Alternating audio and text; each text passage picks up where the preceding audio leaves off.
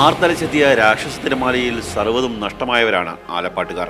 ആ ദുരന്തത്തിൽ ആലപ്പാട് സ്കൂളിലുണ്ടായ കണ്ണീർ 20ാം വാർഷികത്തിലും തോർന്നിട്ടില്ല. വിടരും മുമ്പേ പൊലിഞ്ഞുപോയ 10 മുകുളങ്ങൾ. അവരെല്ലാം ഈ സ്കൂളിലെ വിദ്യാർത്ഥികളായിരുന്നു. 2004 സുനാമിയിൽ 10 പേർക്ക് ജീവൻ നഷ്ടമായപ്പോൾ അവരെ ഓർക്കാതിരിക്കാൻ ഇവിടുത്തെ കുട്ടികൾക്കാവില്ല. അതിനുവേണ്ടിയാണ് ഈ പദ്ധതി ആരംഭിച്ചത്. ആ മക്കളുടെ ഓർമ്മകൾ സേവനത്തിന് വേണ്ടിയുള്ളതാക്കുകയാണ് ഇവിടുത്തെ കുട്ടികൾ. സുനാമി വാർഷികത്തോടനുബന്ധിച്ച് സ്കൂളിൽ ഒരു വഞ്ചി സ്ഥാപിച്ചു. അതിനുള്ളിൽ എല്ലാവർക്കും പണം നിക്ഷേപിക്കാം. അടുത്ത സുനാമി വാർഷികത്തിന് വഞ്ചി തുറക്കും. അതിനുള്ള പണം സ്കൂളിലെ ഒരു കുട്ടിയെ സഹായിക്കാനായി ഉപയോഗിക്കും.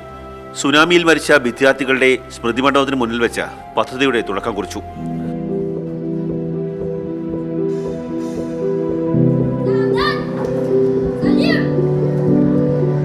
ഈ വർഷം 20ാമത്തെ വാർഷികമാണ്.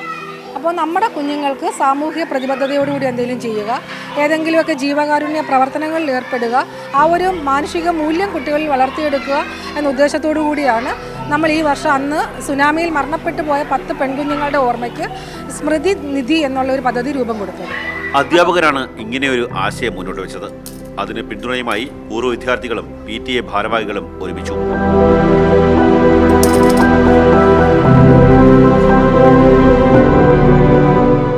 ജന്മദിനങ്ങളിലും അല്ലെങ്കിൽ അവരുടെ വിശേഷപ്പെട്ട ദിവസങ്ങളിലുമൊക്കെ അവരുടെ രക്ഷകർത്താക്കൾ കൊടുക്കുന്ന ചെറിയ ചെറിയ തുകകൾ ഇവിടെ സ്കൂളിൽ കൊണ്ടുവന്ന് പ്രത്യേകം തയ്യാറാക്കിയ ഈ പാത്രത്തിലേക്ക് നിക്ഷേപിക്കുകയും അത് ദുരന്തമുഖത്ത് ഇനിയും ആരൊക്കെ ഉണ്ട് എന്ന് മനസ്സിലാക്കി അവർക്ക് വേണ്ട സഹായങ്ങൾ ചെയ്യുവാൻ ഈ സ്കൂളിലെ കുട്ടികളെ പ്രാപ്തരാക്കുകയാണ് ചെയ്യുന്നത്. സുനാമിയുടെ നടുക്കുന്ന ഓർമ്മകളിൽ ഈ ദിനം കടന്നു പോകുമ്പോൾ പൂർവികരുടെ ഓർമ്മയിൽ പൊതുസേവനം കെട്ടിപ്പടുക്കുന്നതിന്റെ ചരിതാർത്ഥത്തിലാണ് കുട്ടികളും അധ്യാപകരും പൂർവ്വ വിദ്യാർത്ഥികളും.